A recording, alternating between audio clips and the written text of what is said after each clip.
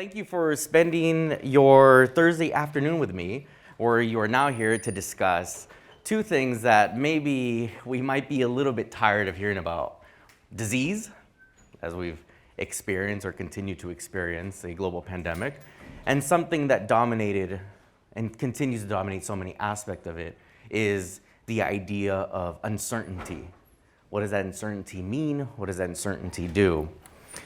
And so in trying to understand how the uncertainty of things, I think, like a historian, and any history majors in here might agree, that sometimes history can provide us an example and a space in order to understand that. So, as was mentioned, I'm here to discuss my book, Poisoned Eden, which came out through the University of Nebraska Press, and really summed up very quickly for everyone. I examined 3 cholera epidemics in the closing half of the 19th century in Argentina. And I did so to understand how national and local governments as well respond to epidemic diseases as medical events, but also as political and cultural problems. So really trying to bridge the gap between medicine, politics, and culture. Now I did this specifically between the northwestern province of Tucumán and the Argentine government, federal government based in Buenos Aires. Now the period I looked at was from the 1860s to the 1900s because it was one of significant political maturation in Argentina. Now real quickly, we'll move over here. These are the areas I'll be discussing. So Buenos Aires, the big city of Buenos Aires, is down here, number 1. And Tucumán is up here, number 13 in the northwestern part of the country, much closer to the Bolivian and Chilean border than it is to Buenos Aires.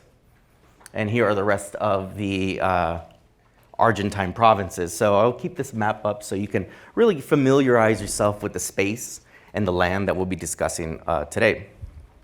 Now, following independence, like many other parts of Latin America, the Argentine government and society really came at a crossroads of how should a government govern?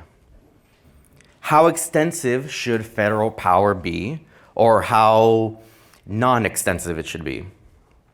And often this period and processes that have looked at this period in the 19th century for Argentina have often looked at high politics, violence, and conflict towards a narrative that has privileged the national government and its ability to exert itself in all corners.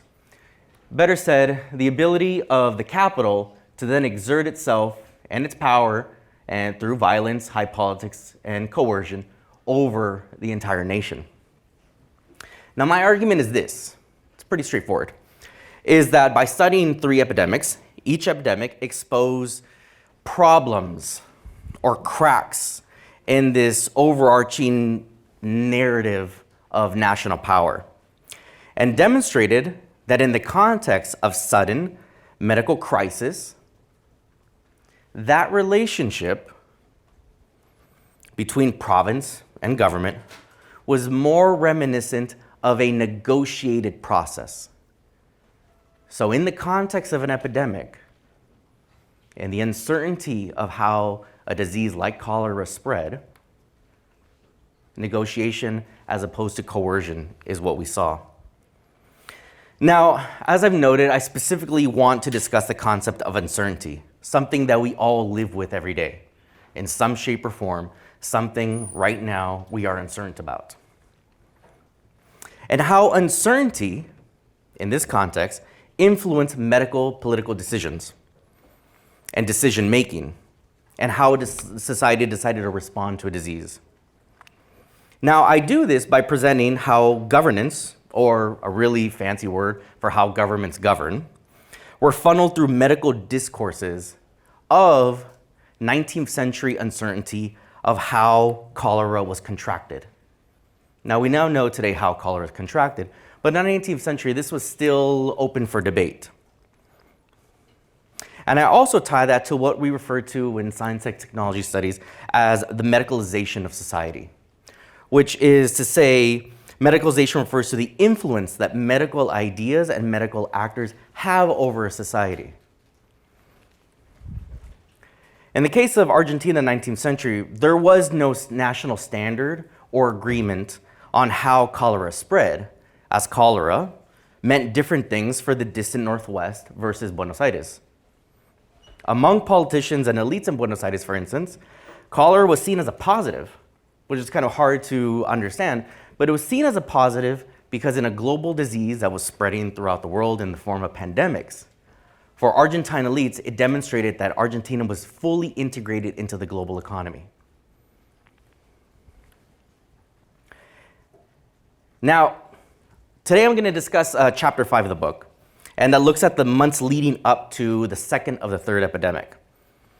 Now, I discuss this one because it was the most significant one in terms of medical mobilization, the production of primary sources, something that us historians really dig into, the spatial coverage of how many parts of the nation were impacted by this specific cholera epidemic, and the one that had the broader political impact, such as, from this one epidemic, the removal of a governor, the restructuring of medical and administrative infrastructure, and even a national debate on the Constitution, of where public health fits within a national constitution.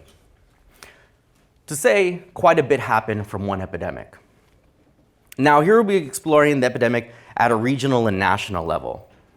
But to begin with, I think, as in everything else, it's important to provide all of you with a little bit of context.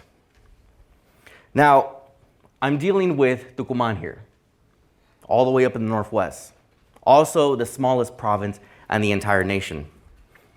Now, even though it was, or still is, the smallest province in the nation, it is still one of the most important provinces.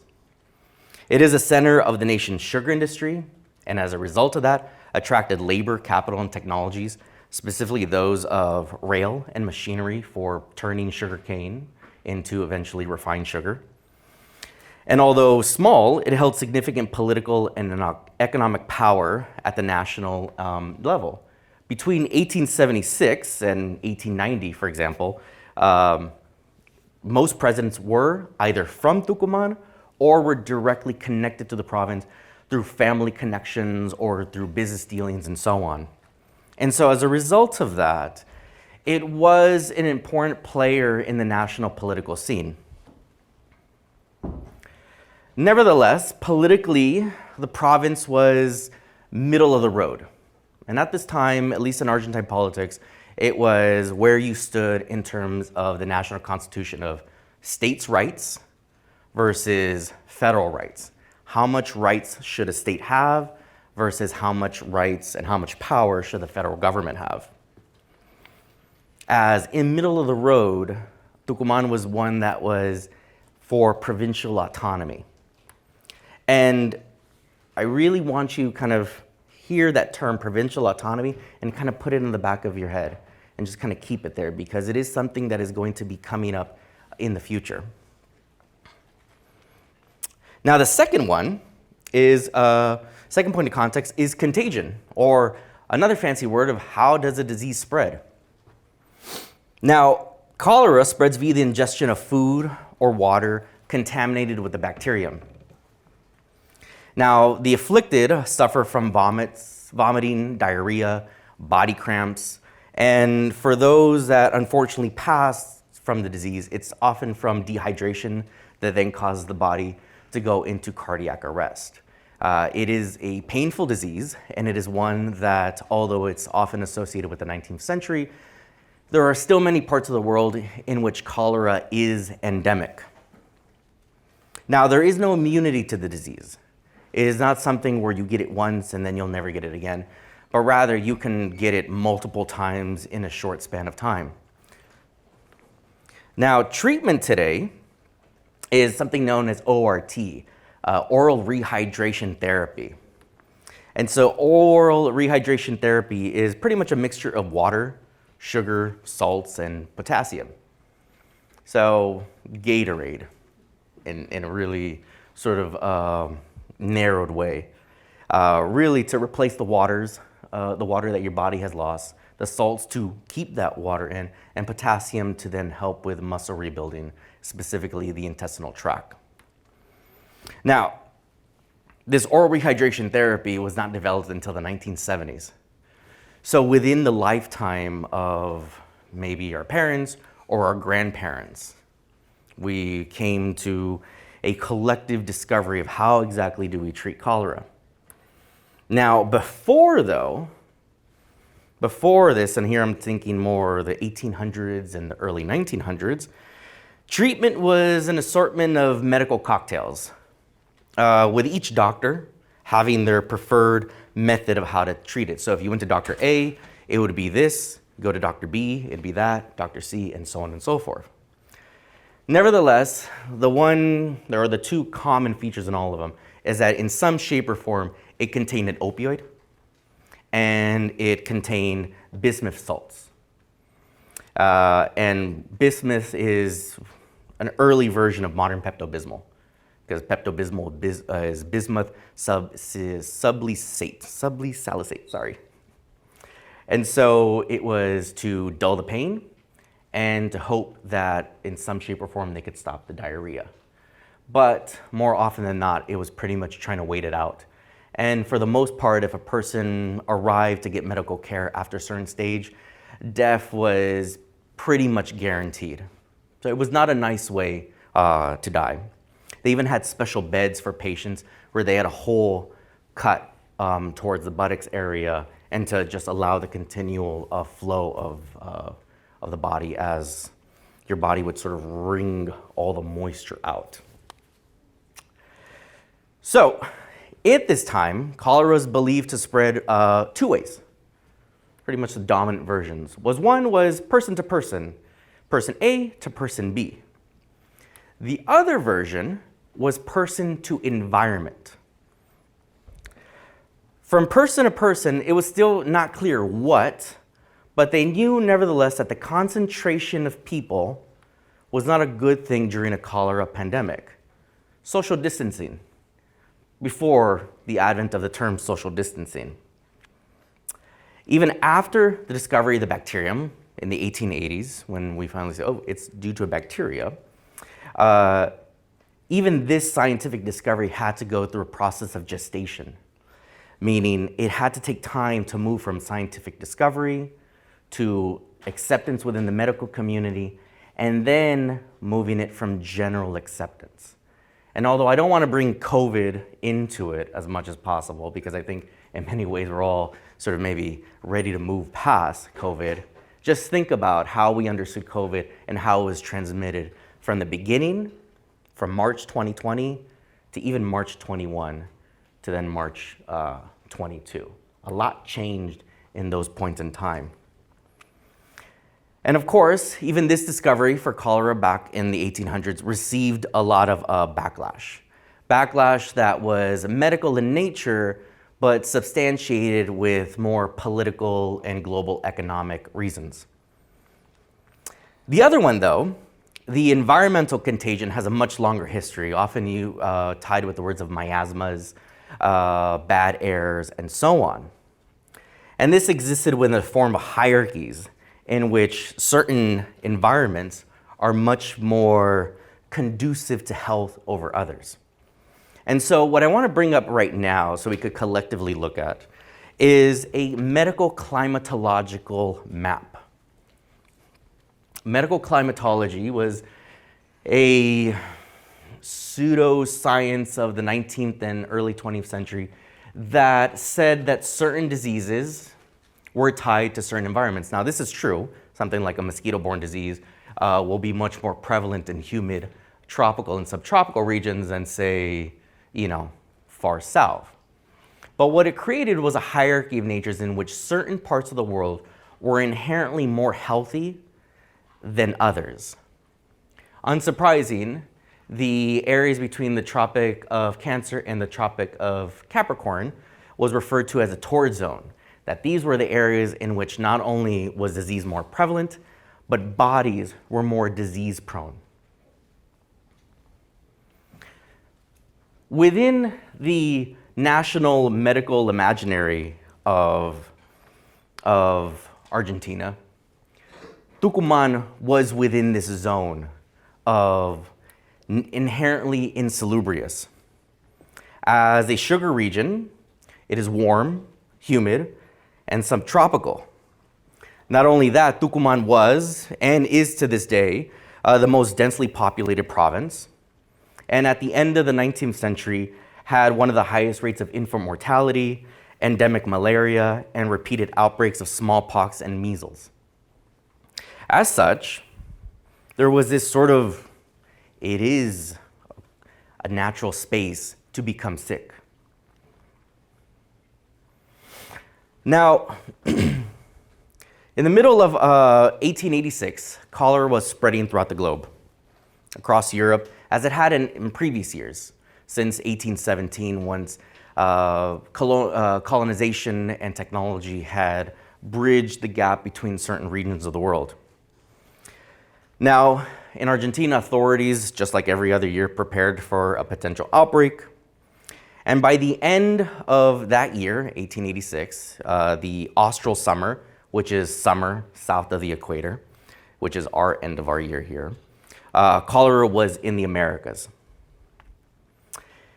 In October of 86, an Italian ship by the name of El Pereceo was bound for Buenos Aires from Italy, and somewhere in the middle of the Atlantic, they began communicating with port authorities in Buenos Aires, Rio de Janeiro, and Montevideo that they had cholera patients on board. Now, upon arriving into Brazil and Uruguay, the authorities in each port opted to deny them entry, saying you have to keep going, or you're going to have to stay in quarantine for a certain amount of time. Now, because this was a transatlantic ship, this meant that time was money, and therefore the ship's captain decided to then try the next port. Now, in Buenos Aires, they were allowed offshore docking to be in quarantine. Now, at the time, Argentina didn't have a standard length in time. A ship could arrive with patients that had, people that had yellow fever, could have cholera, and it could range from being held in quarantine for 12 hours, 2 days, a week, or 2 weeks. So it seems that the captains of this ship decided to, sort of gamble on what might happen in the port. Now, it's important that this happened in October. And the reason that it's important to happen in October is that in Argentina, October is when presidential elections and inaugurations take place. In 1886, this person right here in the middle, Miguel Juárez Celman, was being inaugurated. His predecessor was this guy right here, Julio Argentino Roca, who did a lot of horrible, pretty much crimes against humanity during his presidency. And he himself was from Tucumán. Roca and Miguel Juárez Celman were family. They had both married into a family. And here to the right, also from Tucumán, was Eduardo Wilde. He was the Minister of the Interior. Now here, for our understanding of the Minister of Interior, it's not the most prominent cabinet position. It's quite the opposite in Argentina. In Argentina, it would be somewhere sort of top 2 or top 3, next to the Minister of the Hacienda, which is like the Treasury. Because the Ministry of Interior, their primary role was to serve as a communicator between all the governors of the nation and the executive branch, or the presidency. So they held a significant amount of power within the nation. But here, I want you to, these faces, especially Wilde's, are going to come up. So just remember, he sort of has like a beard and sort of a tuft of a hair. It'll make sense later on. Now, the ship arrives to Buenos Aires on the exact day of Juárez Celman's inauguration. On that ship, according to the American consulate in Buenos Aires at the time, there was some person in there that had to be at the inauguration no matter what. And so from the ship, they send telegrams and so on, communication, that this person needs to get off, one person in first class. The port authority then opens up the port, they allow the ship to dock, that person gets off. But then all the people in the other areas of the ship start arguing, well, what about us? And so rather than sit there and and argue over this, the ship's captain decides to open up the ship and everyone comes off of the ship, unboards. Now, in a matter of days, the disease starts to spread throughout Buenos Aires. Specifically in the neighborhoods nearest the port of Buenos Aires, which is La Boca. Anyone who likes soccer here, this is where Boca Juniors is from. So it kind of provides some reference culture. Now, national and city officials really hesitated in calling what they were seeing, even though it showed all the telltale signs of cholera, saying that this, in fact, is cholera. Even after the most prominent sign is that when a person with cholera, when they have diarrhea, they release sometimes it's sort of like a white substance. And I don't want to ruin it for anyone, but if anyone here's seen arroz con leche, it looks exactly like arroz con leche. So next time you go and eat that thing, like, oh, cholera. People are like, wow. I also thank you because I can now add you to the list of people that I've ruined arroz con leche for. I had everything. Now, their logic, both the political officials and medical officials in the capital, was that this was summer fevers. Very broad term, summer fevers. And they also said that this just was one of the many general diseases that the city's impoverished communities had to just suffer during the summer. And that it was just part of existing in this part. Why deny? Like, why deny? Why not acknowledge a disease? And then if you can acknowledge disease, then you can establish an approach to then combating the disease. Well, for one, it undermined the work of hygienists who presented the city as modern and clean and hygienically designed. In the late 19th century, the hygienist, which was a medical professional with promotion of social and moral reform, especially in the case of Argentina, had really started getting into politics. Eduardo Wilde was a doctor. He was a physician.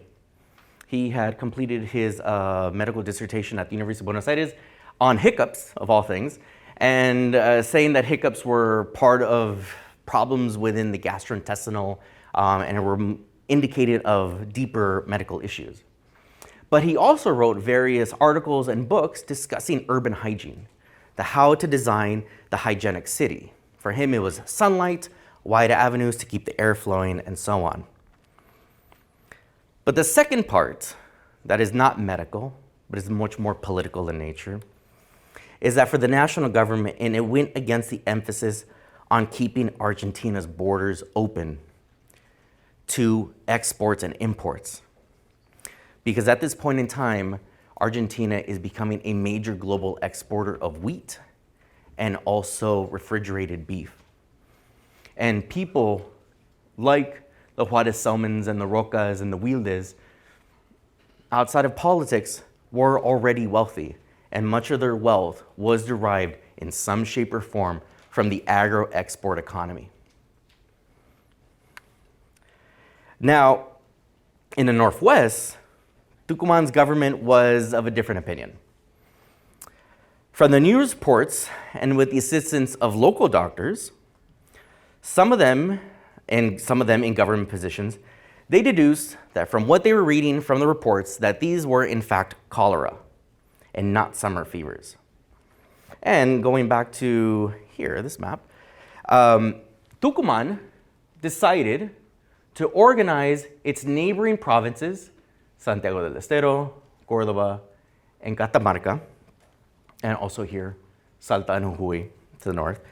They decided that the best way to respond to this disease was to create a sanitary cordon, which would cut off all traffic and communication between the Northwest and the rest of the nation. In short, they understood disease to move from person to person, and therefore the best way to do it is to completely cut off all communication. This is the equivalent, we put it in modern terms, of California, Oregon, and Washington state, so all our West Coast states, completely closing all roads, airports, every type of communication for any neighboring state. Think, just for a minute, the type of news coverage that a decision like that would reach right now, if it was to be done. As a main supporter of the plan, Tucuman's government pretty much put it down, made this a constitutional argument. Their argument was that this is not sort of just coming out of nowhere, but that there is a constitutional foundation and a medical precedent to do this. Now, their argument was that down to two articles of the Constitution, Article 29 and Article 108, both inherently vague, but when tied together, could be used to substantiate this argument. Now, Article 29 stated that, as here, neither Congress nor the executive branch could pass laws that put the life, honor, or wealth of the Argentine people at the mercy of governments or anyone. While Article 108 barred the provinces from entering into treaties with each other without federal approval. However, the Article 108 also contained an exception to the rule in allowing these treaties in the case of foreign invasion or imminent danger. So, what this combined from the perspective of Tucuman's government and the governor and their lawyers and so on, was that in the absence of federal power or federal supervision or federal assistance, power to make these unilateral decisions reverted to the provinces. Now, this didn't come out of nowhere because as I noted in the beginning, I studied 3 epidemics. This is the second one. In the first epidemic, same thing had happened. It moved up to the northwest after a war.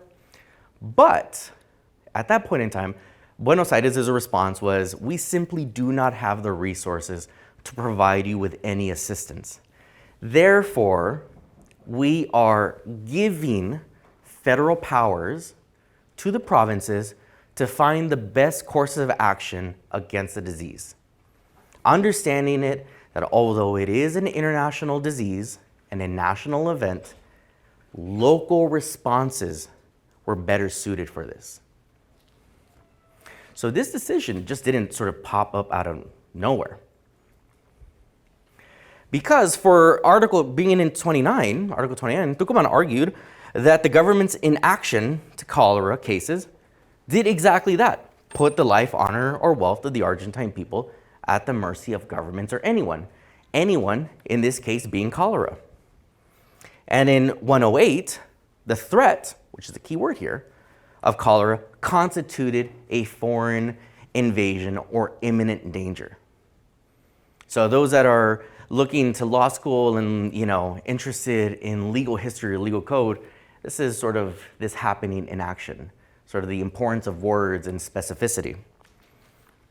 And so, as I said, in the absence of this, it superseded federal powers and the provinces could do this.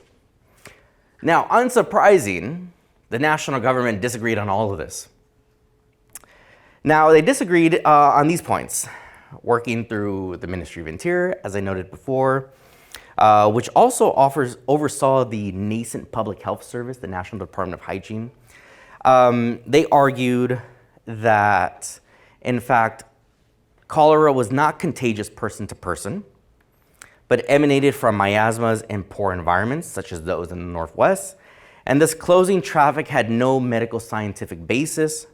Rather, it was best for each province to develop their localized responses, especially down at the local level. As well as the government used these articles as an argument. They said that the threat of a cholera epidemic was not the same thing as an actual cholera epidemic. Second, they argued that the provinces could not pass laws that gave them more power than the federal government, because in doing so, it then inherently undermined the entire Constitution. So to open this would automatically lead to a nullification of the Constitution. And as I noted, this was a combative time in Argentine history, So one of the most important parts was trying to maintain national order. And the Argentine state of the 1880s used legality and the Constitution as to underwrite national order.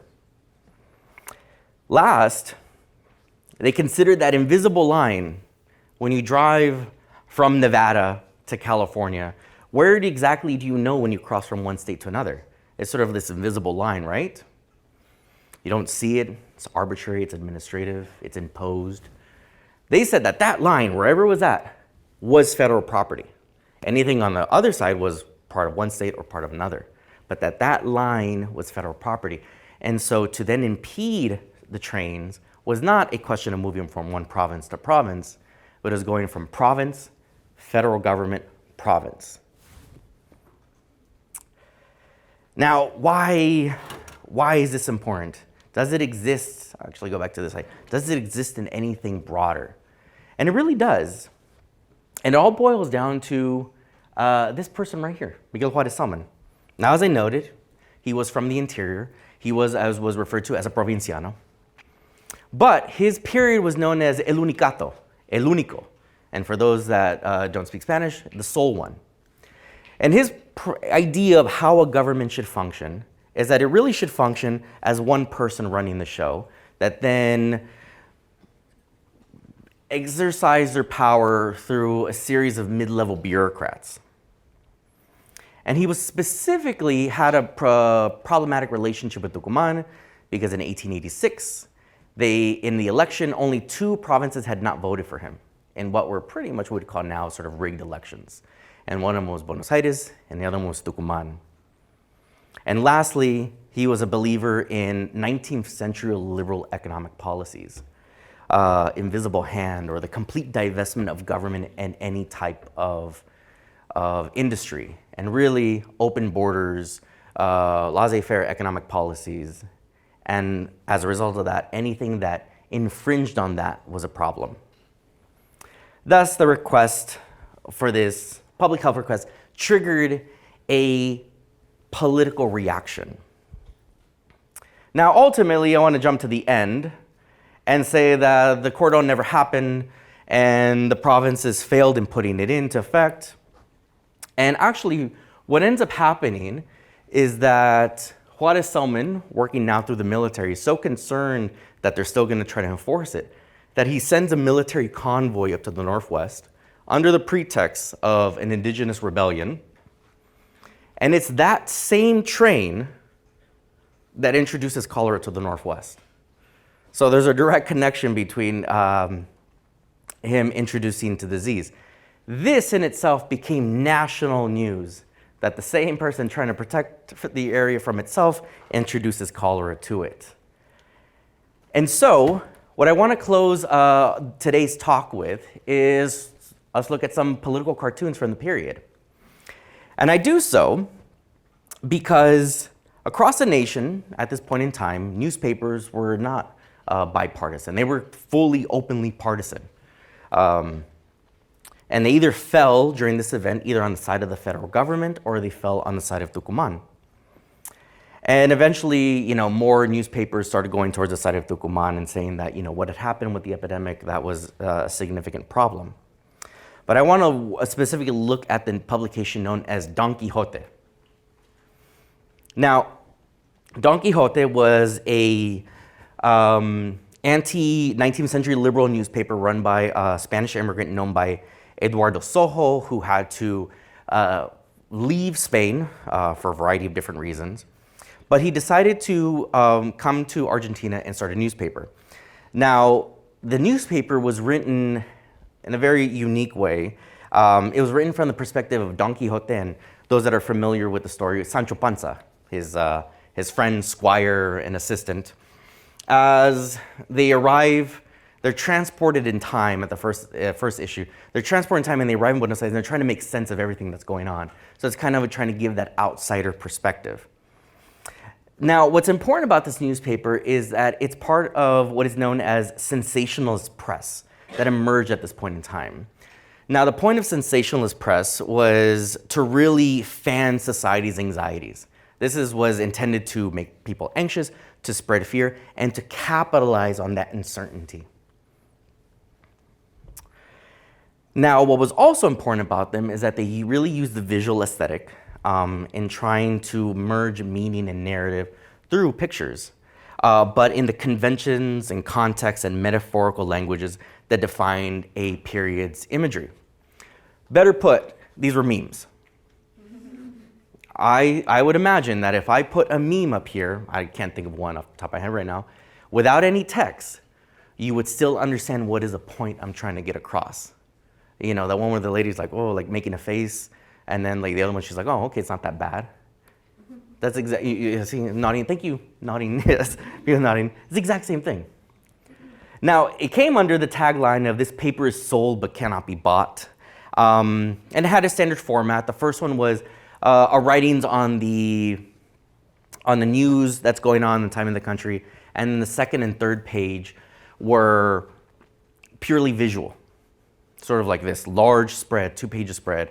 And then the final one was a lot of like what he called lanzadas or jabs that would be told in long form jokes, innuendos, intentionally misspelling words, and so on. But what I want to emphasize right here, right now, is that Soho also used that to get around government censorship, to establish a critique of the epidemic in a format and a narrative that would not have been allowed by other newspapers. Specifically, using things like this. Remember earlier I asked you to focus on Wilde and what he looked like? This is how he represented Wilde, as a sort of clown suit and the hair sort of pushing forward. But then we see here, can anyone guess what that is? Yeah, it's a windmill from Don Quixote, Los Molinos. That he then, what does Don Quixote do? Confuses them with giants. And then he tries to fight them. And then like every other part of the story, he ends up getting hurt. And it was supposed to show that Wilde was sort of disconnected from reality. And as it shows right here, this is the Pereceo, the same boat. And the representation of cholera in the form of gnats or fruit flies sort of floating around. And as he says here at the bottom, gentlemen, I have said over and over, do not fear. If the bug comes in, I'll simply send it to the interior. So here Soho was trying to show that the epidemic arrives to Buenos Aires, here's the port, but that the government, represented through Wilde, is intentionally sending the epidemic into the interior. But it wasn't just Wilde, but really sort of the entire political culture of Argentina at this point in time. Here we see Quixote with lance stabbing, and this was the representation of cholera other times. Sort of this bearded skeleton with sort of bat wings and wearing a diaper. But I wanted us to focus on right here.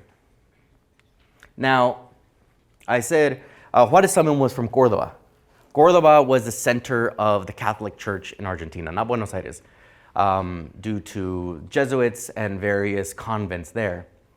So here we see people in sort of clerical robes, and then bolsistas, flagellus bolsistas over here, and flagellus nostras here.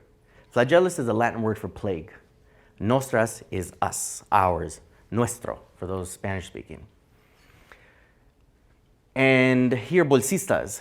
Remember I said about Juárez Salmon's emphasis on 19th century liberal economic policies? One way in which this was represented was money bags, you know, sort of like Scrooge McDuck and like the dollar sign and everything like that. And so what this is trying to show is that representations of Córdoba, representations of 19th century liberal elites in top hats and tuxedos, donkeys also a representation of Córdoba because it had major donkey industry, are carrying cholera, stepping on hygienic laws and so on, to trying to then unload cholera from the stage onto the audience.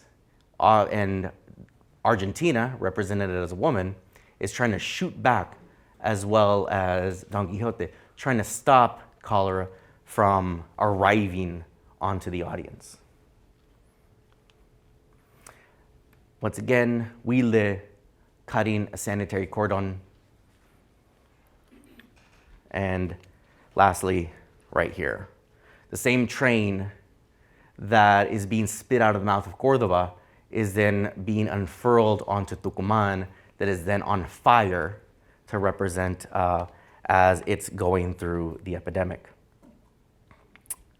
In closing for today, thank you everyone, my talk has looked at how epidemics can be seen as more than a medical event, but also as political and cultural moments that are embedded within larger and more sweeping processes.